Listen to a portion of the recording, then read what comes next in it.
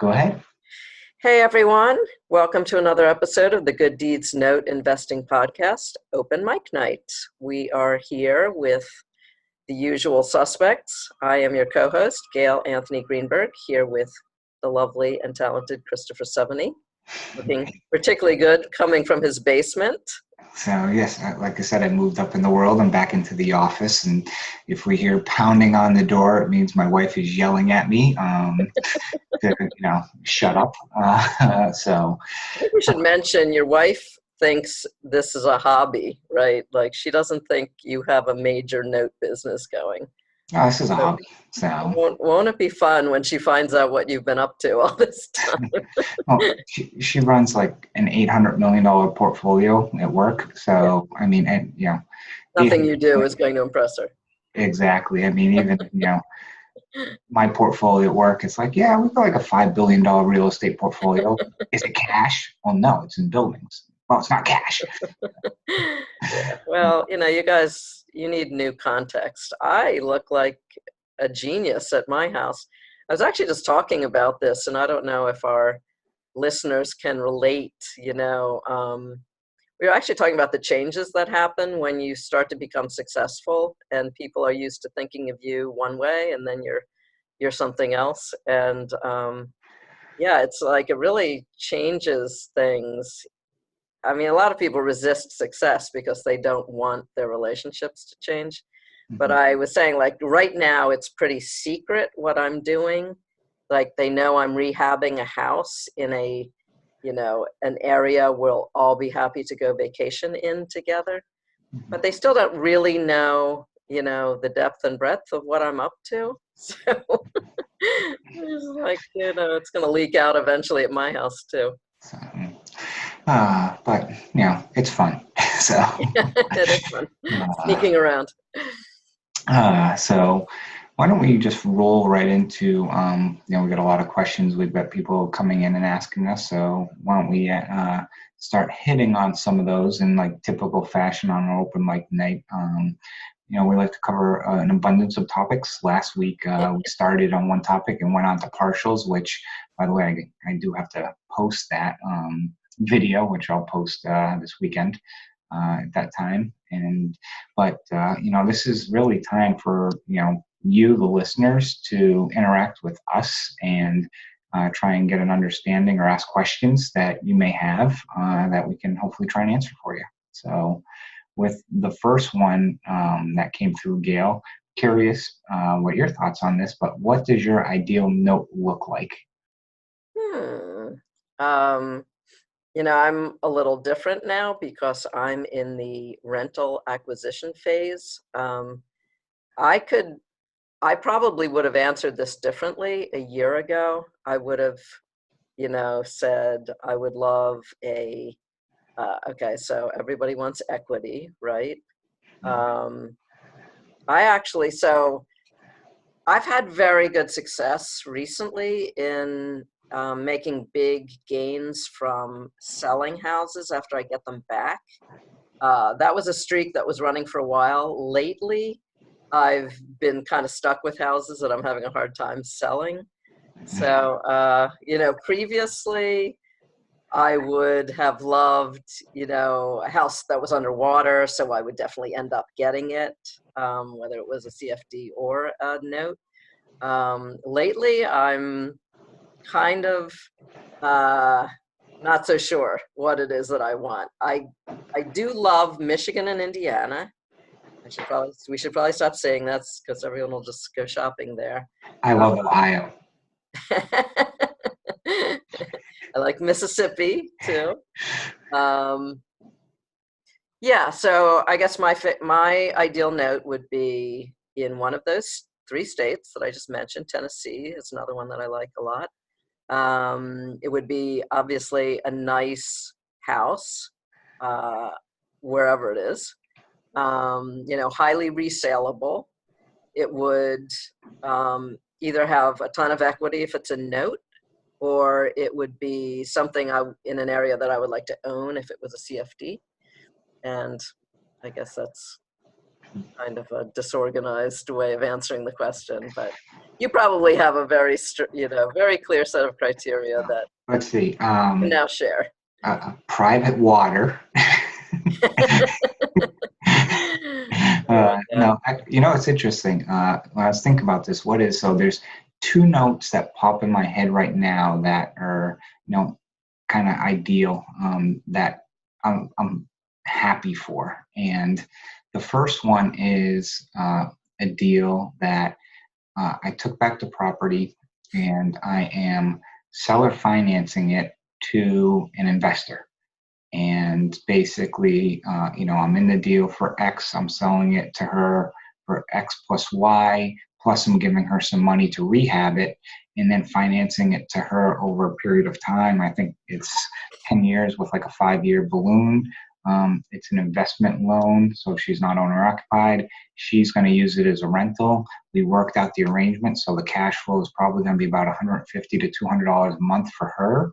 For me, it's going to get me a double-digit return, and it's a borrower who has basically an 800 credit score, using it as an LLC, which has about 5 properties in it. And she's from the area. So, and I've done 2 other deals with her. So from that perspective, I see that's ideal because it's a very low risk.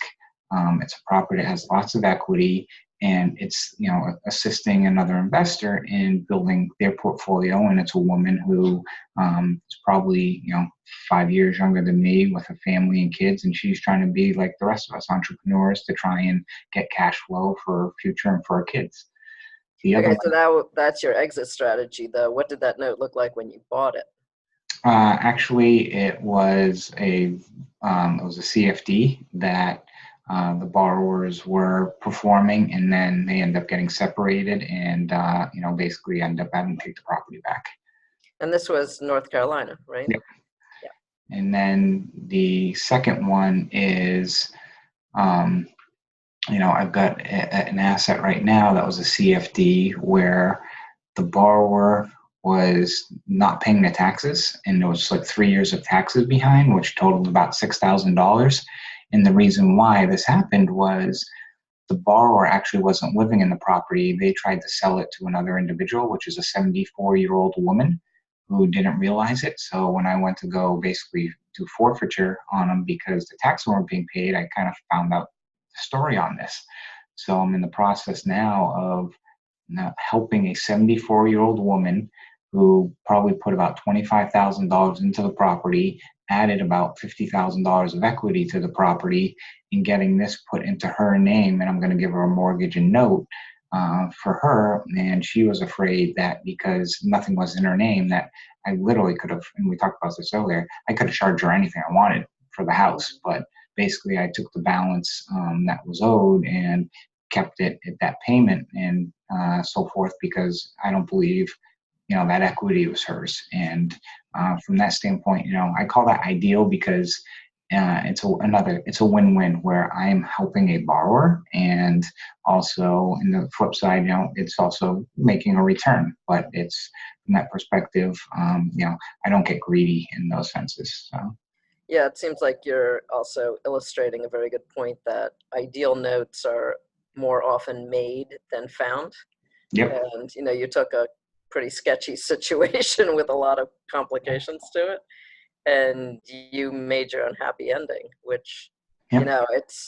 it's that kind of perseverance and being willingness to work through it that really produces great results over and over again. Mm-hmm. So I think we've talked a lot about how people want kind of very ideal situations right from the get-go, and it's not like they were ever abundant, but now they're really, it's gotten a lot harder to,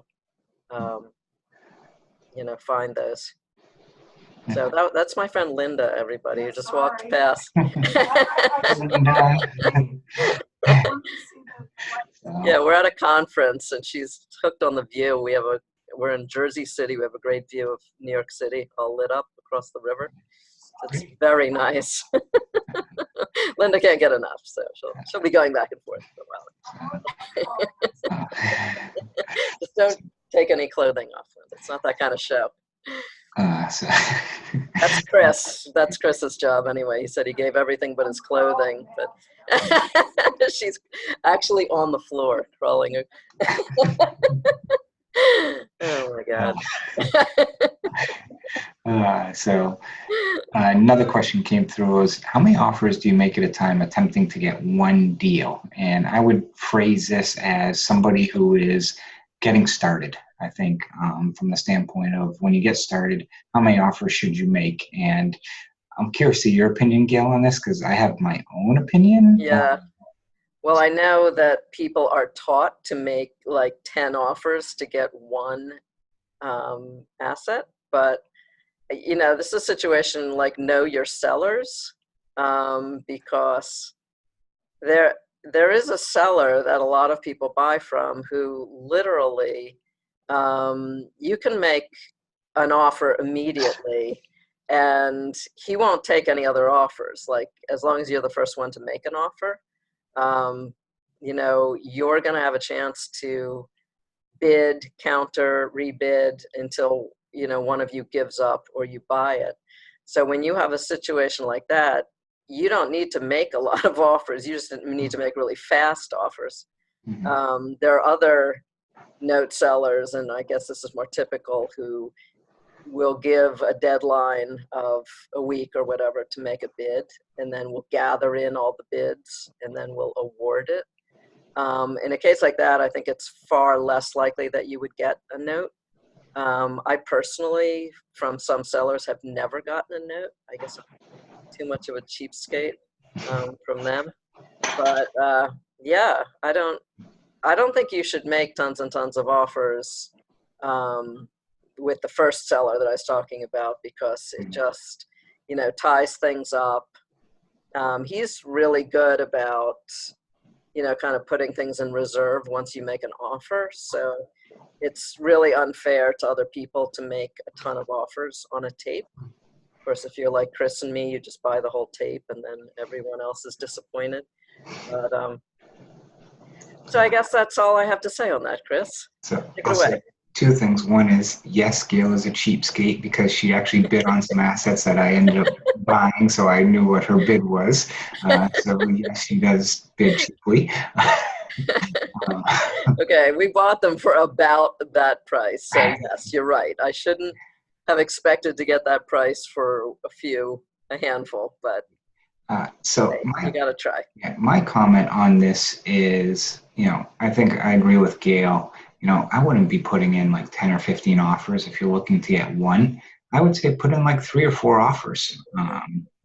And then, realistically, you're probably not get 4, but if you get 1 or 2, then, basically, then you work through it and try and get those funded and so forth. When I started, honestly, I was using my own money, which I recommend, and I was bidding, assets of, if I had 50,000, I would bid, $30,000 worth of assets and see, hey, if I got one, great. If you have 10 or 15,000, bid on 2 assets, that are, 7, 10, 12, whatever thousand, in that range and stuff. But, I've heard people bid on like 25 assets and basically go back and forth with the seller because he countered on all of them and trying to come up with bids on all of them. And I remember, I forget who it was, but I was like, how many can you actually buy? And they're like, probably 3. And I'm like, then why are you going back and forth? Pick the 3 you like and just close on them. I remember who that was, and I asked you the other day what has become of that guy, because he's completely disappeared at this point. So, and as a follow-up, to this is, a question Eric just asked too, is how long do you wait to get a response before moving on? It depends. A lot of times they may give a bid date. So usually within, within a week after the bid date, if it's kind of an individual seller, after you give a bid, usually I'll wait 3 days and say, hey, I want to confirm you got my bid. Can you, let me know what's going on. And if you don't hear from them, then kind of move on. But usually about a week is kind of. And don't be shy about checking in.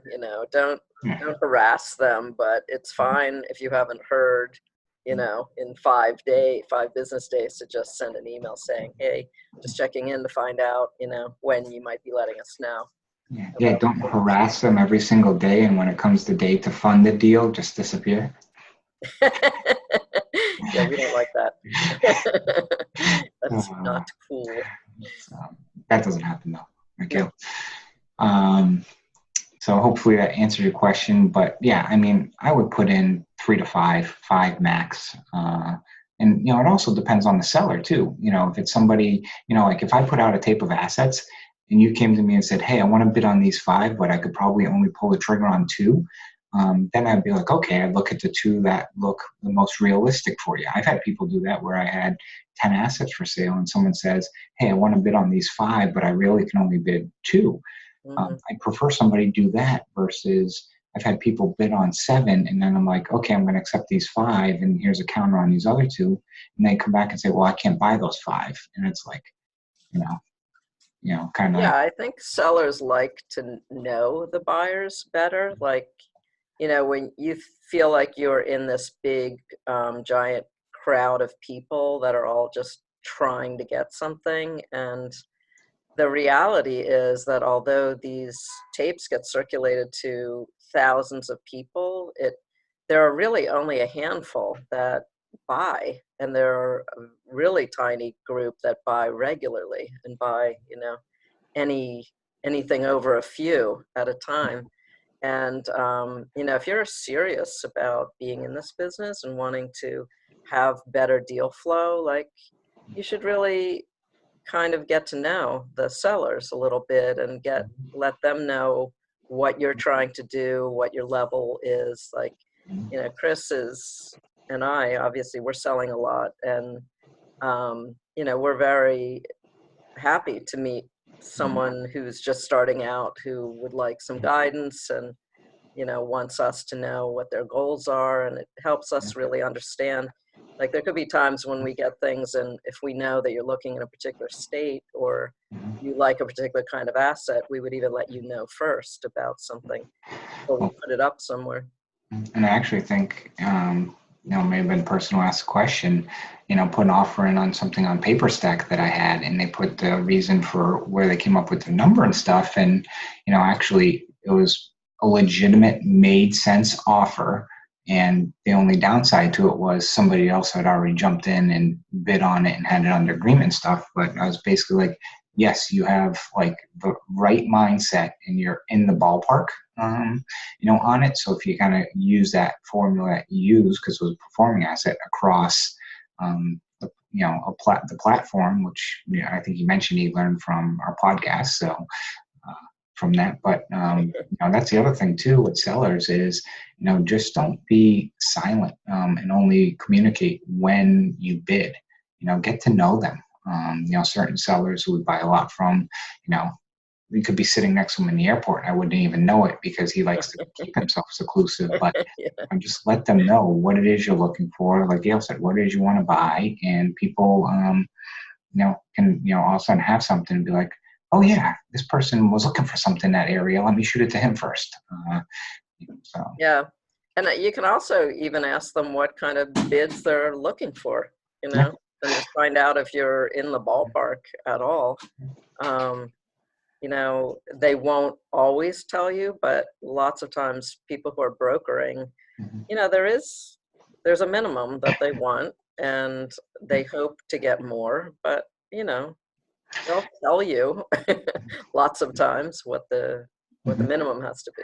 Yeah, and the other thing too is, it is a small business, and what I'll mention is sellers will remember you if you don't close on a deal, and they'll remember you if you do close on a deal. So reputation is key. It's that process as well. So that's why it's better to get to know the seller too and say, hey, I can pull a trigger on 2, but not these other ones. And if you got 5 accepted and you can only afford 2, don't play, the game of trying to string it along and, hope the Hail Mary comes and you can fund the 5.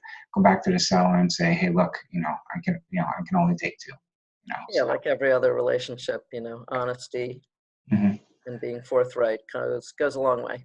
Yeah. So David asked the question that he has a CFD that's going to be paid off next year, and he's never gone through the process, and wondering what that process is of shutting down the note or closing out a note or a CFD. So, Mm, oh, no.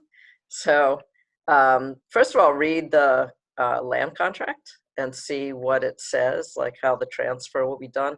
Normally, they say by warranty deed, which, if there are any liens on the house, some of which could have been caused by the actual borrower who's living in it. Um, it's kind of good to know when you first buy a CFD if there is something like that kind of looming. Like I bought one in Gary, Indiana, one of Chris's favorite towns, that had like a $20,000 municipal enforcement lien from a completely different town, but it was one of those put on it because the seller, uh, you know, had basically racked up these code enforcement liens, and they were then put on every property that they owned in Lake County, Indiana. So when I bought that, I knew potentially that I would have to wait the 20 years that is mandated in Indiana for a judgment to fall off. And when I wrote a new contract to sell it, I stipulated that it would be 20 years. And if it was before that, it would be a quit claim deed, not a warranty deed. So let's see if I get away with that if they actually want to pay it off. But as far as transfer tax, it kind of depends where the property is located. Some areas don't have property tax. And usually on a quit claim deed, there's never any transfer tax. Yeah, so Indiana. So It's in Indiana? Yep, you said Indiana. So yeah, so in Indiana, if it's a CFD, you will issue. So let's just start with. I'll start with CFD. Yeah, read the, like Gail said, read the land contract, see what type of deed it is, and it's really basically just the same process as like you bought it. Basically you issue them the deed. They're technically responsible for recording it, but usually I think it costs in Indiana like 50 or $100. I would just do it, just to put it back and get it in their name, so it's done. And that's pretty much the process. As part of in Indiana, you do have to submit the SDF, which I forget what it stands for right now. Sales disclosure form. Yeah, sales disclosure form. Now on a note is different. On a note, typically you have a certain period of time to issue a satisfaction of mortgage. So typically when it gets paid off, you have to issue the satisfaction mortgage, which says, hey, this loan was paid off. So on title, if they ever run a title report, it still doesn't show that loan. So that's something that's important that you have to do. And other than that, that's really it on the note. If they're refinancing the note, then there's a lot more documents and stuff you'll have to sign. I'm in the process now of having a note get refinanced, and basically had to get them to pay off and everything else, and sign some affidavits and stuff. And even CFD, it's basically like selling the property, and they may have you look at the HUD and stuff, but it's not, the big thing is on the note, you have the satisfaction of mortgage. On the deed, basically, it's what type of deed are you issuing them. So I'm curious, Chris. I mean, I don't think either one of us have ever gotten to the natural end of a CFD, though I have a performer right now that will wrap up in like 20 months. This is I've been buying like small balance. Almost I had one today. Oh, did you? I had one today pay off. Oh, so I just well, it paid off. It didn't mature, right? I mean, they didn't reach the maturity date. Well, never mind. This is what I was about to ask you. So it does say in a lot of these land contracts that you will give them a warranty deed at the end, like a deed of trust.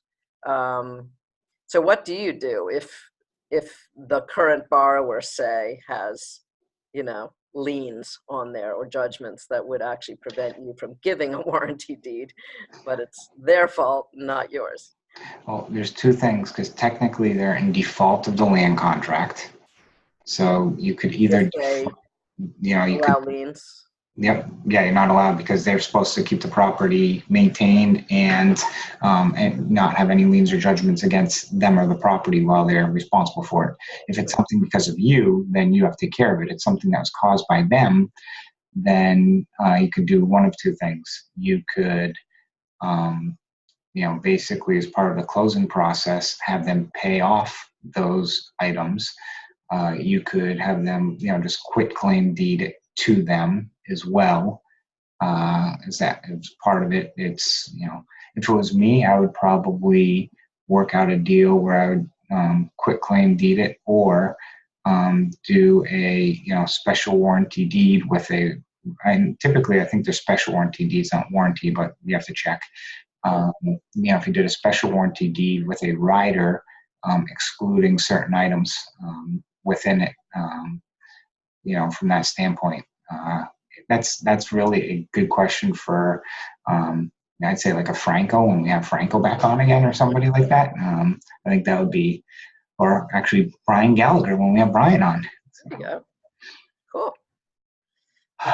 Okay, so hopefully, Dave, that answered your question. But the transfer taxes, in Indiana aren't super expensive. I mean, they do have to be paid. Typically, it's, it would say in the contract too who pays them, but a lot of times I just get it taken care of when I've had, the few that I've had closed out. So. Yeah, Dave, did you already investigate what are you expecting to have to pay as transfer tax?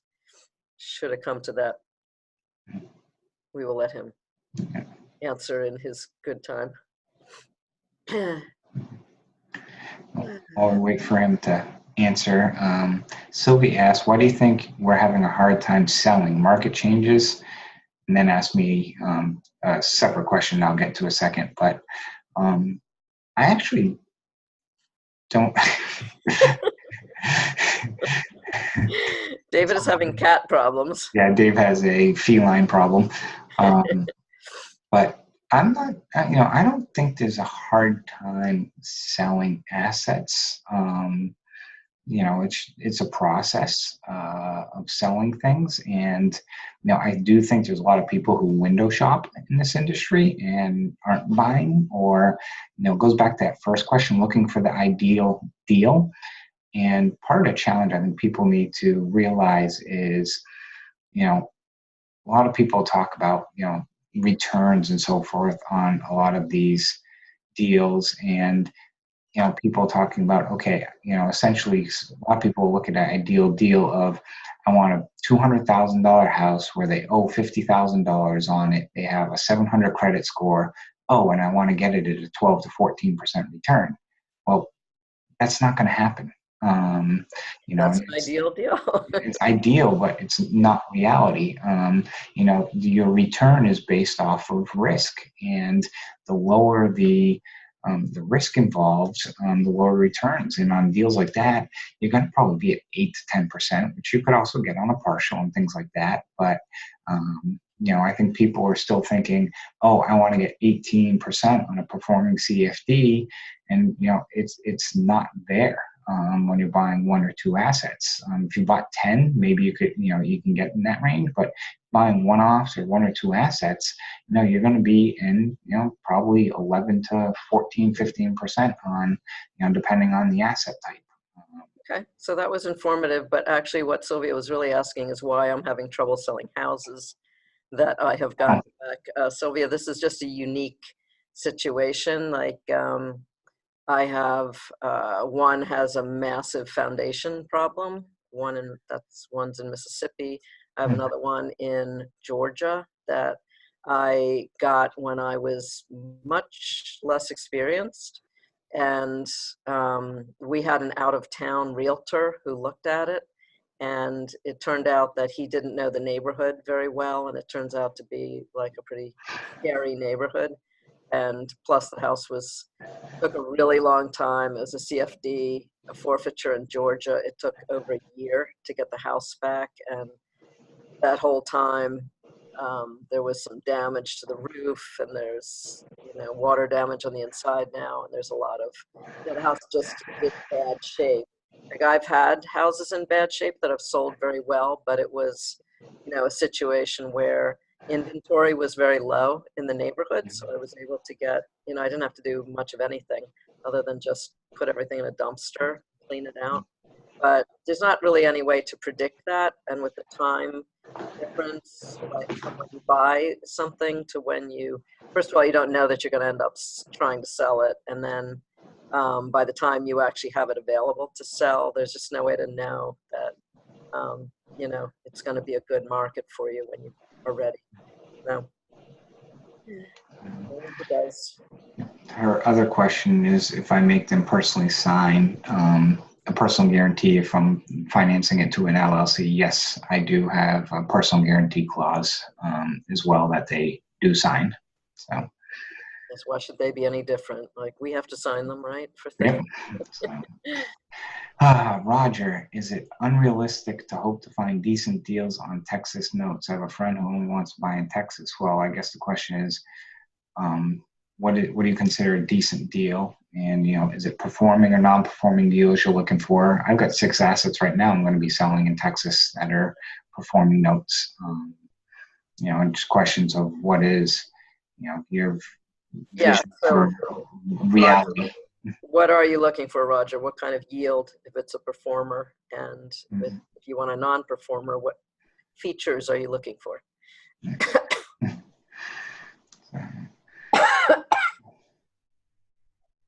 They said 12% performing in Texas has been available in the past. I'm not sure if that's realistic now. We have them, right? So, right, honey? Yeah, we've got 6 of them. 6 of them. So come on down. Yeah. Hit us up offline. We've got 6 of them we can show you. So yeah, contact us. We'll send them to you. It's a question. And then it comes back to what do you consider decent as well? Are they $300,000 properties? Nope. But are they properties that probably 50% equity in them? I probably are from that standpoint. So, and Dave says he's got a second lien in Texas that is performing that he's considering selling as well. So, and it goes back to ask people questions on things like, hey, anyone have this or anyone have that, and you'll find it's interesting. I got an email from someone today saying, hey, I heard you're buying notes. You interested in this? And just out of the blue, I wasn't, but it was something that, somebody just, shot my way. So. Yeah, I know. I have things that I haven't put up for sale, but if someone asked me, I would tell them what I've got. I think most people pretty much are always open to an offer. Yeah. So, and especially if it was something that you acquired that was non-performing that you've held in a while and it's performing and stuff, you're more apt to, liquidate it than something that, you may have just bought or something because there's, might not be that much spread. So. Mm-hmm. Yep. Okay. So, yeah, Dave mentioned about have to go back and read the contract. That's something I don't think people talk about enough is on the CFDs. A lot of people look to see like the chain, the assignments, and so forth. And one of the things I highly recommend you do is actually read the land contract. There's some interesting things that can pop up in there and so forth. Like certain things that occur. I've seen that's basically land contracts dated 2011, but it talks about the borrower being responsible for anything before like 2005. And the reason being is because the borrower owned the property and did a deed in lieu and then got it back under land contract. But other things, like if they default, about them going in, acting as a renter. And, I've had in many instances where people default, they think that they just go to a renter and like, oh, I'm a month-to-month renter on $300 a month. This is great because I can just rent this place for $300 a month, not realizing they are on a month-to-month and $300 is not going to be a perpetual monthly payment of rent in the property. But, go ahead, Gail. I just had a thought, when we find things in the land contract that we're not happy about, like you can just amend a land contract too, can't you? Do an amendment to get rid of things that you don't want to have to live with. Mm-hmm. You can do, borrower will agree. Do a loan modification on it that it has as well. You can do a cancellation with a new land contract in instances where, there's something that is a little screwy, or you could do a cancellation with moving it to a mortgage and note. I mean, that's one of the things that I think you and I have really learned a lot about in the last 12 to, probably 6 to 12 months is, being creative on some of these issues that, again, we talked about previously that were on the toxic asset list, that when we look back now, they might not be so toxic now that we've learned some of the um, nuances and things Tricks that of the can be done. trade.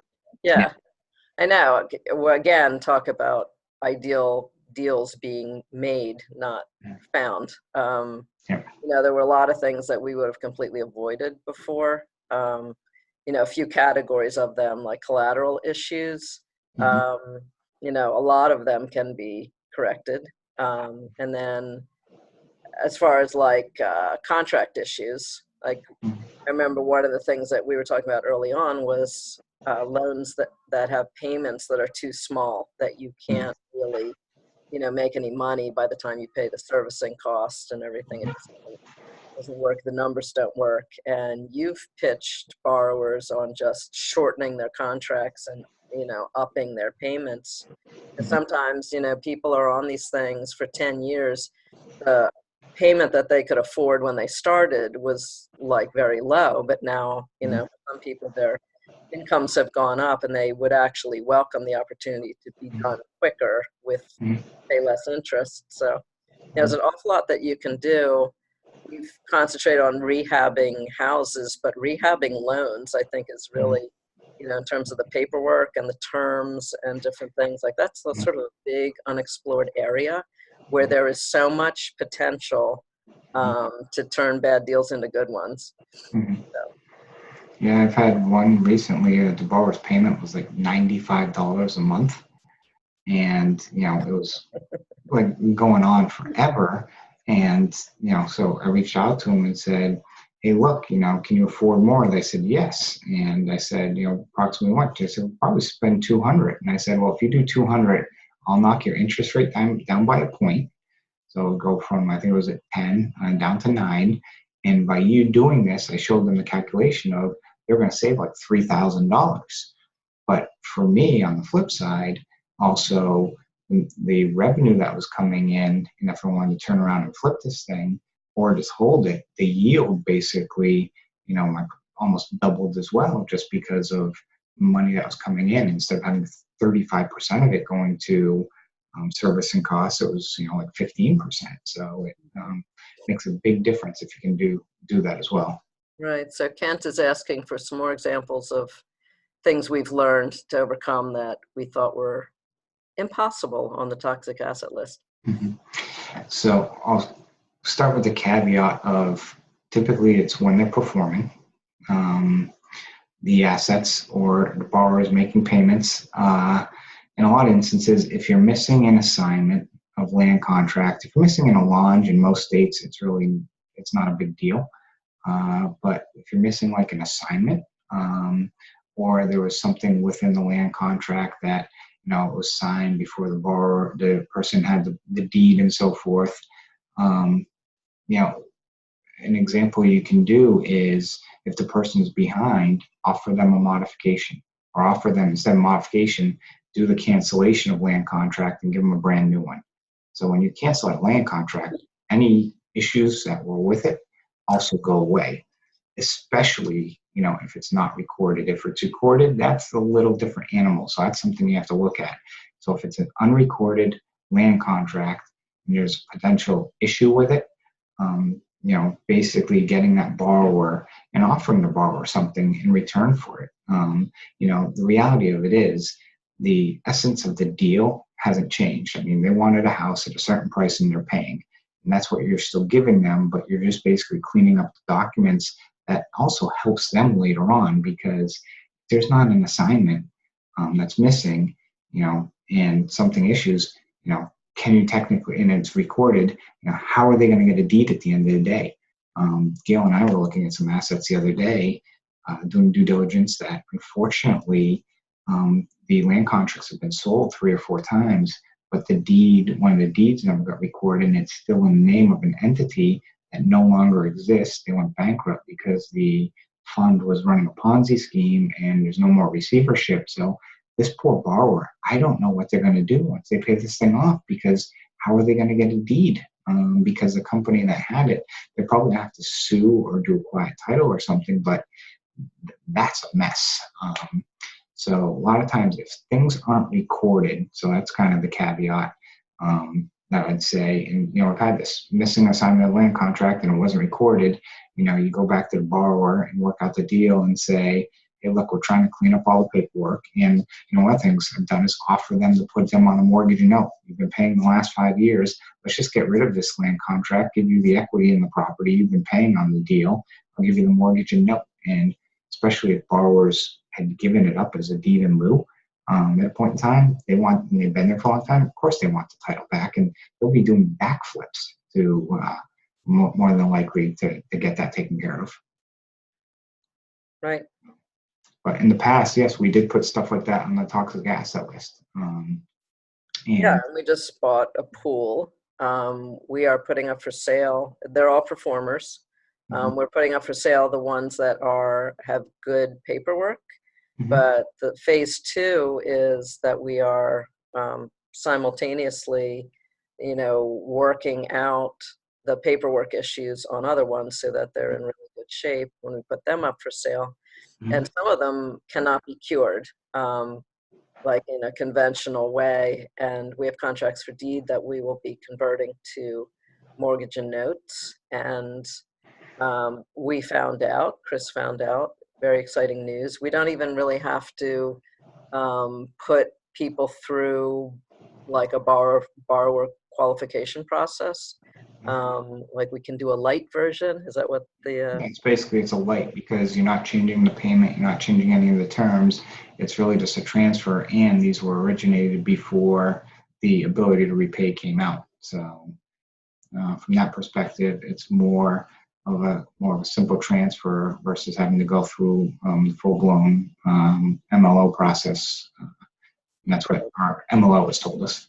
Yeah, so we're taking a very messed up chain of assignments or deeds and making the borrower very happy by kind of giving them the dignity and prestige of going from a land contract to a mortgage and note, where they'll be the true owner of the house from the get-go, and just basically rebooting the whole thing and with minimum fuss and bother.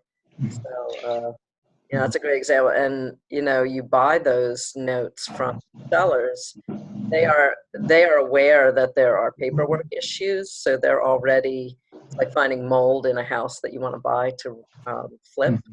Like they're aware that there's a problem, and they're kind of waiting for you to discover it and ask for a cheap price for the thing. And if you know how to fix it, you can buy it at a cheap price and do very well. Gold is gold, as we say in the flipping business, right, Chris? Yeah, and Sherry mentioned a good component too is when you convert these to mortgage and notes, and this isn't just in Texas. I know in Michigan and other locations too. Once they get on the deed, they can get a lot of homestead exemptions and lower their taxes. And I've been doing that in Michigan, where I've been converting a lot of my land contracts, where they have a long history of performing, into the mortgage and notes, so the borrowers can then get those, get the taxes. Now, here's the other interesting thing. Part of that too is, when you convert some of these things, again, if they get the reduction on the taxes, sometimes they can get their own insurance and reduce it. A lot of times they may pay a little extra per month or keep the same payment they were paying. That will then go more towards the principal. It brings in, more money, at that time. You just got to be careful. You don't want to increase that principal and interest payment to adjust for that, because then you get yourself back into that MLO process.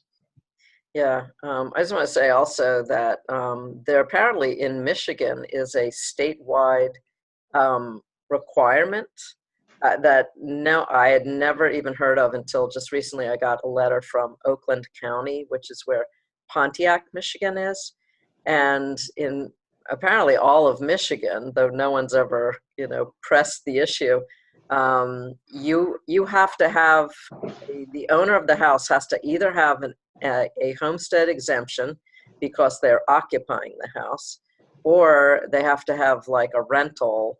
It has to be designated as a rental or as vacant. Mm-hmm. So, like, we were just told this about a house in Pontiac, and basically, they can get the homestead exemption if they just will either record their land contract or a memorandum of land contract, which is, it's just a one-page document saying that there is a land contract, but not giving all the details of the land contract. Yeah, I know Pennsylvania has certain things too, where if it's on a land contract, when you acquire property, you either have to register it as, a rental, or, tell them it's on a land contract. And like I said, if it records a land contract, they can get off of, because usually it's like $100 per year fee for that as well. But yeah, it's something that also is beneficial. Definitely. They want you on record as like, state your business, like, what are you? So, but even though this is Michigan-wide, again, have you ever gotten this letter, Chris, about CFDs? Well, I don't recall if it's in Michigan, but I've gotten letters before where it's like, hey, we see, this is non-owner occupied. You either need to register as a rental or vacant, or, stuff like that. I've gotten that in the past. Actually, I just got one in Lake County, actually. Gary, Indiana, once again. So, but, yep. And what other questions, comments do people have for us this evening?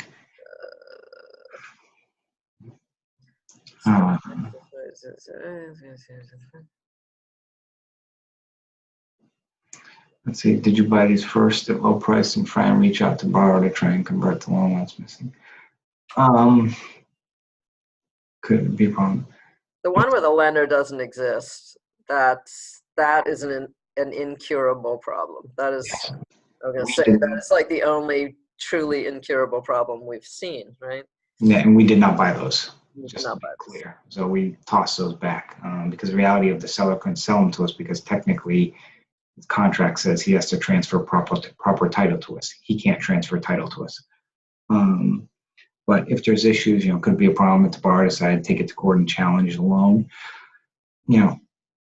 Any loan you buy, no matter whether it's all the documents are in line or not in line, a borrower can take it to court over. But that's why, I'd say, when you try and, clean stuff up, you want to incentivize them. And, there's many ways to incentivize them. Converting it from a CFD to a note, I think is a huge incentive for any homeowner or a person on a contract for deed, because basically, they bought that, wanted to own it at some point in time. They just couldn't get the financing for it through the bank. So basically, they're under CFD, giving them what they want. I don't know why they wouldn't take it. But, there's things like that, or, especially when they're non-performing. I mean, if somebody's, think about it. If someone's 3 or 4 months behind on their mortgage and you say, hey, look, I'm not going to, foreclose on you. Let's do a modification and include, in that paperwork, include anything that needs to be updated, and tell them, hey, look, here's the deal and this is what we're doing and stuff. And, they're more worried about, okay, I get to keep my house.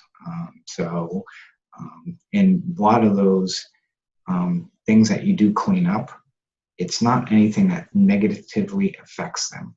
And it doesn't really negatively affect you in that sense. So it's not like you're giving up something, like you're increasing the interest rate or extending the loan or adding payments to it. It's really clerical items that are getting cleared up that actually helps them at the end of the day. So the title is clear. So when they do pay it off, it's something that they have and don't have to worry about.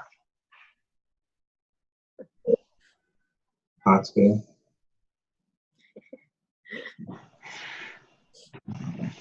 So, let's see, what else?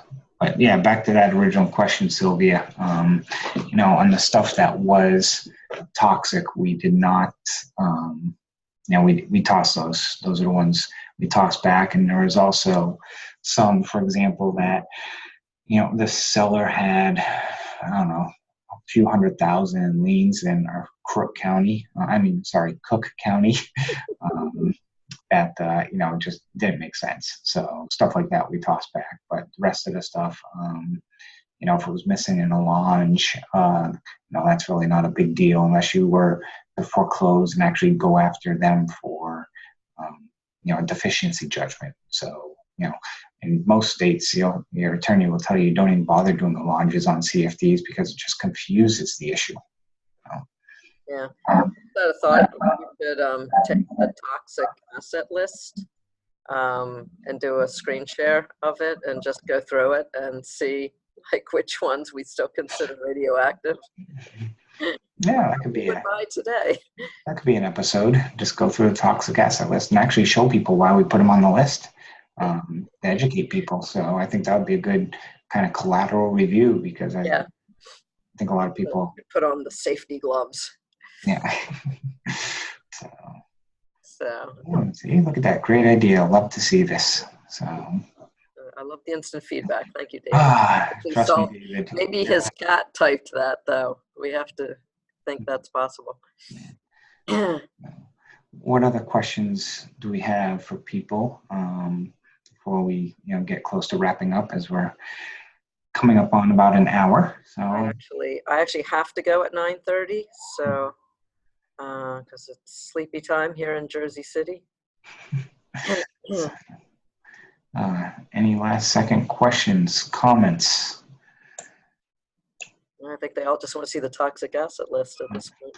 So I will just mention that Gail and I did put about 5 assets up on PaperStack, and we're going to be in the near future. We've got about 25 more assets, and again, these we're just doing some cleanup on, and once we get them cleaned up, we are going to be putting those out for sale as well. They are pretty much all of them are performing assets that we're going to be putting out, but people are interested, we'll kind of post some of the locations where they are so you could start looking at some of the information to kind of the pay history and comments if it's something of interest. And our goal is to provide these to the borrower, as well as include a lender's title policy as well on the assets. So not only will it be the borrower have a deed, but also a lender's policy. So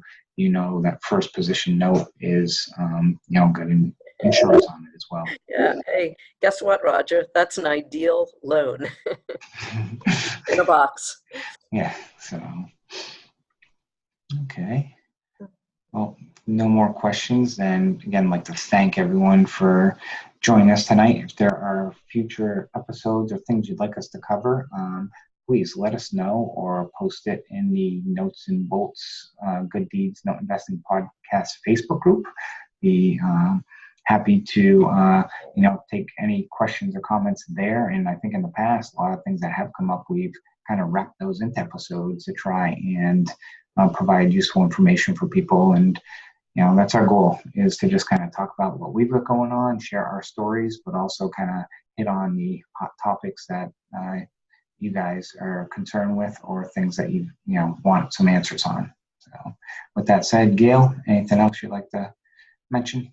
No, just my parting thought is an ideal note is one that you make money on. Don't be too fussy beyond that.